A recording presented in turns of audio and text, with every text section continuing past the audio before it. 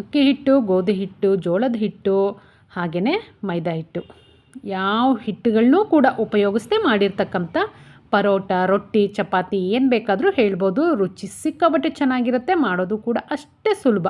ಮನೇಲಿರ್ತಕ್ಕಂಥ basic ಇಂಗ್ರೀಡಿಯೆಂಟ್ನ ಉಪಯೋಗಿಸ್ಕೊಂಡು ಸೂಪರಾಗಿ ಒಂದು ರೆಸಿಪಿನ ಮಾಡೋದು ತೋರಿಸ್ಕೊಡ್ತೀನಿ ಬನ್ನಿ. ನೋಡಿ ಎಷ್ಟು ಸಾಫ್ಟಾಗಿದೆ ಅಂದರೆ ಬೆಳಿಗ್ಗೆ ಮಾಡಿದ್ರೆ ಸಂಜೆವರೆಗೂ ಇಷ್ಟೇ ಸಾಫ್ಟಾಗಿರುತ್ತೆ. ಹಾಗೆ ಇದಕ್ಕೆ ಚಟ್ನಿ ಕೂಡ ಬೇಕು ಅಂತ ಏನಿಲ್ಲ, ಹಾಗೆ ಕೂಡ ತಿನ್ಬೋದು.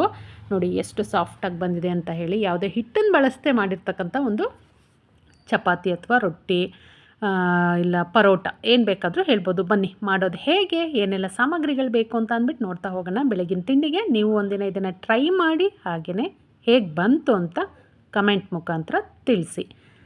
ಮೊದಲಿಗೆ ನಾನಿಲ್ಲಿ ಒಂದು 200 ಗ್ರಾಮಷ್ಟು ಸಾಬುದಾನನ ಹುರಿಲಿಕ್ಕೆ ಇಟ್ಕೊಂಡಿದ್ದೀನಿ. ಆದಷ್ಟು ಕಡಿಮೆ ಊರಿನಲ್ಲಿ ಹುರಿಲಿಕ್ಕೆ ಇಟ್ಕೊಂಡಿದ್ದೀನಿ. ಅದನ್ನು ಹುರಿದೆತ್ತಿಟ್ಕೊಳ್ಳೋಣ. ಅದ್ರ ಜೊತೆಗೆ ದಪ್ಪ ಸೈಜ್ 2 ಆಲೂಗೆಡ್ಡೆನೂ ಕೂಡ ಕಟ್ ಮಾಡಿ ಕುಕ್ಕರಿಗೆ ಹಾಕಿ ಸ್ವಲ್ಪ ನೀರು, ರುಚಿಗೆ ತಕ್ಕಷ್ಟು ಉಪ್ಪನ್ನು ಹಾಕಿ ಕುಕ್ಕರ್ನಲ್ಲಿ ಲಿಡ್ನ ಕ್ಲೋಸ್ ಮಾಡಿ ಬೇಯಿಸ್ಕೊಳ್ಬೇಕಾಗತ್ತೆ. ಸ್ವಲ್ಪ ನೀರನ್ನ ಸೇರಿಸ್ಕೊಂಡು ಬೇಯಿಸ್ಕೊಳ್ಳಿ. ತುಂಬ ನೀರು ಹಾಕ್ಲಿಕ್ಕೆ ಹೋಗಬೇಡಿ. ಬನ್ನಿ ಇವಾಗ ಒಂದು ಒಗ್ಗರಣೆ ಮಾಡ್ಕೊಳ್ಳೋಣ. ಒಗ್ಗರಣೆ ಬಂದಿದ್ದು ಮೊಸರನ್ನಕ್ಕೆ ಗಟ್ಟಿ ಹೆಲ್ತಿಗೆ ತುಂಬ ಒಳ್ಳೆಯದು. ರಾತ್ರಿಯೇ ಅನ್ನ ಮಾಡಿ ಇಟ್ಕೊಂಡು ಅದಕ್ಕೊಂದು ಸಿಂಪಲ್ ಒಗ್ಗರಣೆನ ಮಾಡ್ಕೊಳ್ತಾ ಇದ್ದೀನಿ. ತುಪ್ಪ 1 ಸ್ಪೂನು, ಸಾಸಿವೆ, ಜೀರಿಗೆ, ಉದ್ದಿನಬೇಳೆ, ಕರಿಬೇವು, ಒಣಮೆಣಸಿನ್ಕಾಯಿ, ಇಂಗು ಇಷ್ಟನ್ನು ಕೂಡ ಹಾಕಿ ಒಂದು ಒಗ್ಗರಣೆ ಮಾಡ್ಕೊಳ್ತಾ ಇದ್ದೀನಿ. ಗಟ್ಟಿ ಹೆಲ್ತಿಗೆ ತುಂಬ ಒಳ್ಳೆಯದು. ಹಾಗಾಗಿ ಏನು ಮಾಡ್ತೀನಿ ಅಂದರೆ ವಾರಕ್ಕೆ ಅಥವಾ 15 ದಿನಕ್ಕೊಂದ್ಸಲ ಹಿಂದಿನ ದಿನವೇ ಅನ್ನನ ಮಾಡಿ ಇಟ್ಕೊಂಡು ಮರುದಿನ ಎದ್ದು ಮೊಸರನ್ನ ಮಾಡ್ಕೊಳ್ತಕ್ಕಂಥದ್ದು.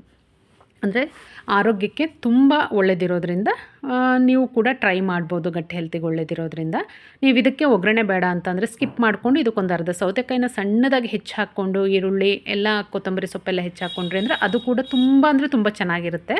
ನಾನಿಲ್ಲಿ ಒಂದು ಸಿಂಪಲ್ ಒಗ್ಗರಣೆ ಹಾಕ್ಕೊಂಡಿದ್ದೀನಿ. ಅದರಲ್ಲಿ ಏನಂತ ಅಂದರೆ ನಾನು ರೈಸ್ನ ಮಾಡೋಕ್ಕೆ ಇಡುವಾಗಲೇ ಒಂದು ಅರ್ಧ ಹಾಲು ನೀರು ಎರಡನ್ನೂ ಮಿಕ್ಸ್ ಮಾಡಿ ಕೂಗಿಸ್ಕೊಂಡಿರೋದ್ರಿಂದ ಇಡೀ ದಿನ ಇಟ್ಟರೂ ಕೂಡ ಹುಳಿ ಬರಲ್ಲ ಮೊಸರನ್ನ. ಇಲ್ಲಿ ಕುಕ್ಕರ್ ವಿಷಲ್ಲು ಕೂಡ ಬಂದಿದೆ. 2 ವಿಷಲ್ ಬಂತಂದರೆ ಪರ್ಫೆಕ್ಟಾಗಿ ಆಲೂಗಡ್ಡೆ ಬೆಂದಿರುತ್ತೆ. ನೋಡಿ ಇದನ್ನು ನೀಟಾಗಿ ಸ್ಮ್ಯಾಶ್ ಮಾಡ್ಕೊಳ್ಬೇಕು. ಸ್ವಲ್ಪನೂ ಕೂಡ ಗಂಟು ಬರಬಾರ್ದು. ಒಂದೂ ಹಾಗೆ ನೀಟಾಗಿ ಸ್ಮ್ಯಾಶ್ ಮಾಡ್ಕೊಂಡ್ವಿ ಅಂದರೆ ನಮಗೆ ಲಟ್ಟಿಸುವಾಗ ಈಸಿ ಆಗುತ್ತೆ.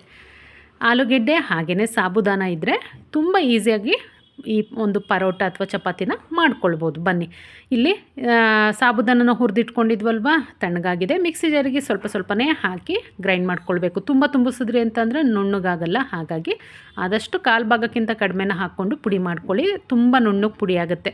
ಹುರಿದಿರೋದ್ರಿಂದ ತುಂಬ ಒಂದು ಒಳ್ಳೆ ಪರಿಮಳ ಬರುತ್ತೆ. ತುಂಬ ಹುರಿಬೇಕು ಅಂತೇನಿಲ್ಲ. ಒಂದು 2-3 ಸೆಕೆಂಡ್ ಒಂದು 10-20 ಸೆಕೆಂಡ್ ಹುರ್ಕೊಂಡ್ರಿ ಅಂದರೆ ಸಾಕು.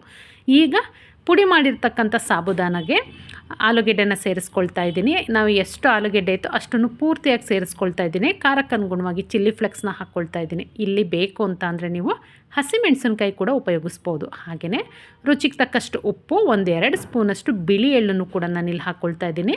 ಸ್ವಲ್ಪ ಕೊತ್ತಂಬರಿ ಸೊಪ್ಪು, ನೋಡಲಿಕ್ಕೆ ಕಲರ್ಫುಲ್ಲಾಗಿದೆ ಅಲ್ವಾ, ರುಚಿನೂ ಅಷ್ಟೇ ಚೆನ್ನಾಗಿರುತ್ತೆ. ಈಗ ಇದನ್ನು ಚೆನ್ನಾಗಿ ಕಲಿಸ್ಕೊಳ್ಬೇಕು.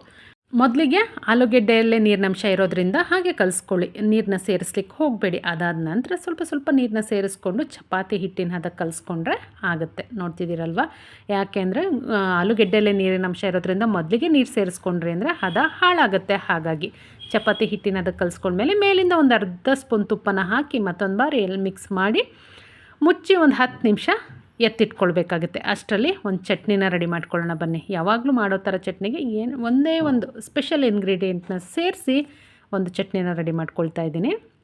ಮೊದಲಿಗೆ ನಾನಿಲ್ಲಿ ಸ್ವಲ್ಪ ಹಸಿ ತೆಂಗಿನಕಾಯಿ ತುರಿ, ಹುರ್ಗಡ್ಲೆ, ಕರಿಬೇವು, ಖಾರಕ್ಕೆ ಅನುಗುಣವಾಗಿ ಹಸಿ ಮೆಣಸಿನ್ಕಾಯಿ, ಹಾಗೆಯೇ ಸ್ವಲ್ಪ ಕೊತ್ತಂಬರಿ ಸೊಪ್ಪು, ಬೆಳ್ಳುಳ್ಳಿ 1-2 ಎಸ್ಳು, ಹಾಗೆಯೇ ಇದು ಸ್ಪೆಷಲ್ ಇಂಗ್ರೀಡಿಯೆಂಟ್ ಬಂದು ಮೊಸರು, ಫ್ರೆಶ್ ಮೊಸರು 1-2 ಸ್ಪೂನ್ ಹಾಕ್ಕೊಂಡು ರುಚಿಗೆ ತಕ್ಕಷ್ಟು ಉಪ್ಪನ್ನ ಹಾಕಿ ಗ್ರೈಂಡ್ ಮಾಡ್ಕೊಂಡ್ವಿ ಅಂದರೆ ಕ್ರೀಮಿ ಆಗಿರ್ತಕ್ಕಂಥ ಚಟ್ನಿ ರೆಡಿಯಾಗುತ್ತೆ. ಯಾವಾಗಲೂ ಒಂದೇ ಥರ ಮಾಡಿ ಬೇಜಾರಾಗಿರುತ್ತಲ್ವ, ಒಂದು ಸಲ ಈ ಥರ ಟ್ರೈ ಮಾಡಿ ಹೇಗೆ ಬಂತು ಅಂತ ತಿಳಿಸಿ.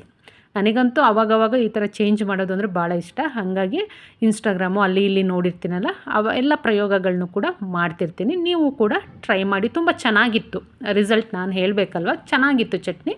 ಖಂಡಿತ ಟ್ರೈ ಮಾಡಿ. ಈಗ ನಾವೇನು ಕಲಸಿಟ್ಕೊಂಡಿದ್ವಿ ಹಿಟ್ಟನ್ನು ಲಟ್ಟಿಸ್ಕೊಳ್ಳೋಕ್ಕಾದ್ರೂ ಲಟ್ಟಿಸ್ಕೊಳ್ಳಿ, ಅಥವಾ ತಟ್ಟಾದಮೇಲೆ ಕೈಯಿಂದ ಲಾಸ್ಟಲ್ಲಿ ಸ್ವಲ್ಪ ಲಟ್ಟಿಸ್ಕೊಂಡು ನಿಮಗೆ ಶೇಪು ತುಂಬ ಚೆನ್ನಾಗಿ ಬೇಕು ಅನ್ನೋದಾದರೆ ಈ ಥರ ಒಂದು ಬಾಕ್ಸ್ ಮುಚ್ಚಳ ಅಥವಾ ಪ್ಲೇಟ್ ಸಹಾಯದಿಂದ ಈ ಥರ ಶೇಪ್ನ ಮಾಡ್ಕೊಳ್ಬೋದು. ಇಲ್ಲ ಪರವಾಗಿಲ್ಲ, ಶೇಪೇನು ಅವಶ್ಯಕತೆ ಇಲ್ಲ, ಹೇಗಿದ್ರೂ ನಡೆಯುತ್ತೆ ಅಂತ ಅಂದರೆ ಜಸ್ಟ್ ಲಟ್ಸಿ ಅಥವಾ ತಟ್ಟಿಬಿಟ್ಟು ಡೈರೆಕ್ಟಾಗಿ ತವ ಮೇಲೆ ನೀವು ಬೇಯಿಸ್ಕೊಳ್ಬೋದು. ಎರಡೂ ಬದಿನಲ್ಲೂ ಸ್ವಲ್ಪ ತುಪ್ಪ, ಬೆಣ್ಣೆ, ಎಣ್ಣೆ ಏನು ಬೇಕಾದರೂ ಹಾಕ್ಕೊಳ್ಳಿ. ತುಪ್ಪ ಬೆಣ್ಣೆ ಹಾಕಿದ್ರಿ ಅಂದರೆ ರುಚಿ ಇನ್ನಷ್ಟು ಜಾಸ್ತಿ ಆಗುತ್ತೆ.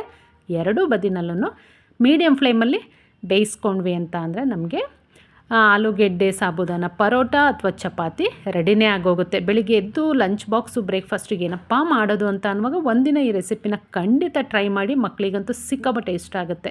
ಇದಕ್ಕೆ ಚಟ್ನಿ ಬೇಕು ಅಂತಲೇ ಏನಿಲ್ಲ, ನಾನು ಮಾಡಿದ್ದೀನಿ ಅಷ್ಟೇ. ಯಾಕೆಂದರೆ ಚಿಲ್ಲಿ ಫ್ಲೇಕ್ಸು, ಕೊತ್ತಂಬರಿ ಸೊಪ್ಪೆಲ್ಲ ಹಾಕಿರೋದ್ರಿಂದ ರುಚಿ ತುಂಬ ಚೆನ್ನಾಗಿ ಬರುತ್ತೆ. ಹಾಗೆ ಕೂಡ ರೋಲ್ ಮಾಡಿಕೊಂಡು ತಿನ್ಬೋದು ಅಥವಾ ಸಾಸ್ ಜೊತೆಲೂ ತಿನ್ಬೋದು. ಹಾಗಾಗಿ ಮತ್ತು ಬೆಳಿಗ್ಗೆ ಮಾಡಿದ್ವಿ ಅಂದರೆ ಸಂಜೆವರೆಗೂ ಕೂಡ ತುಂಬ ಅಂದರೆ ತುಂಬ ಸಾಫ್ಟಾಗಿರುತ್ತೆ.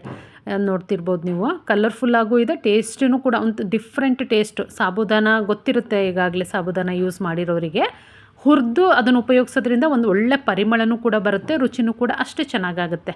ನೋಡಿ, ಒಂದು ಕೂಡ ಹರಿದಿಲ್ಲ, ಮುರಿದಿಲ್ಲ, ಅಂದರೆ ಶೇಪ್ ಮಾಡ್ಕೊಂಡಿರೋದಷ್ಟೇ. ಲಟ್ಟಿಸ್ಬಿಟ್ಟಾದರೂ ಬೇಯಿಸ್ಕೊಳ್ಳಿ ಅಥವಾ ತಟ್ಬಿಟ್ಟಾದ್ರೂ ನೀವು ಬೇಯಿಸ್ಕೊಳ್ಬೋದು. ನೋಡಿ ಎಷ್ಟು ಸಾಫ್ಟಾಗಿದೆ, ಎಷ್ಟೇ ಫೋಲ್ಡ್ ಮಾಡಿದ್ರೂ ಸ್ವಲ್ಪನೂ ಕೂಡ ಮುರಿತಿಲ್ಲ. ಚಟ್ನಿ ಜೊತೆಗೆ ನಾನಿಲ್ಲಿ ಸರ್ವ್ ಮಾಡಿದ್ದೀನಿ. ನೀವು ಹಾಗೆ ಕೂಡ ಮಕ್ಕಳಿಗೆ ಲಂಚ್ ಬಾಕ್ಸಿಗೆ ಹಾಕ್ಕೊಡ್ಬೋದು. ಮಕ್ಕಳು ಚಟ್ನಿ ಜೊತೆ ಎಲ್ಲ ತಿನ್ನಲ್ಲ ಅಂದರೆ ರೋಲ್ ಮಾಡಿಬಿಟ್ಟು ಬಾಕ್ಸಿಗೆ ಹಾಕಿದ್ರಿ ಅಂದರೆ 100% ಬಾಕ್ಸ್ ಖಾಲಿ ಮಾಡ್ಕೊಂಡು ಬರ್ತಾರೆ. ಇದು ಬಂದು ಇವತ್ತಿನ ರೆಸಿಪಿ ಆಗಿತ್ತು. ತಪ್ಪದೆ ಟ್ರೈ ಮಾಡಿ, ತುಂಬ ಚೆನ್ನಾಗಿದೆ ರೆಸಿಪಿ. ಹಾಗೆಯೇ ಮಾಡಾದಮೇಲೆ ತಿಂದು ಅದರ ರುಚಿ ಹೇಗಿತ್ತು ಅಂತ ಕಮೆಂಟ್ ಮುಖಾಂತರ ತಿಳಿಸೋದನ್ನು ಮರಿಬೇಡಿ. ಇನ್ನೂ ಯಾರು ನನ್ನ ಚಾನಲ್ನ ಸಬ್ಸ್ಕ್ರೈಬ್ ಮಾಡ್ಕೊಳ್ದೆ ನೋಡ್ತಾ ಇದ್ದೀರಾ, ತಪ್ಪದೆ ಸಬ್ಸ್ಕ್ರೈಬ್ ಮಾಡಿಕೊಡಿ, ಲೈಕ್ ಮಾಡಿ, ಶೇರ್ ಮಾಡಿ, ಹಾಗೆಯೇ ಕಮೆಂಟು ಕೂಡ ಮಾಡಿ. ಇದೇ ಥರ ಹೊಸ ರೆಸಿಪಿಗಳು ಬೇಕು ಅಂದರೆ ಆವಾಗವಾಗ ನಮ್ಮ ಚಾನಲ್ನ ವಿಸಿಟ್ ಮಾಡೋದನ್ನು ಮರಿಬೇಡಿ. ಇಷ್ಟೊತ್ತು ವೀಡಿಯೋನ ಸ್ಕಿಪ್ ಮಾಡದೆ ನೋಡಿದ್ದಕ್ಕೆ ತುಂಬ ಹೃದಯದ ಧನ್ಯವಾದಗಳು. Thank you so much.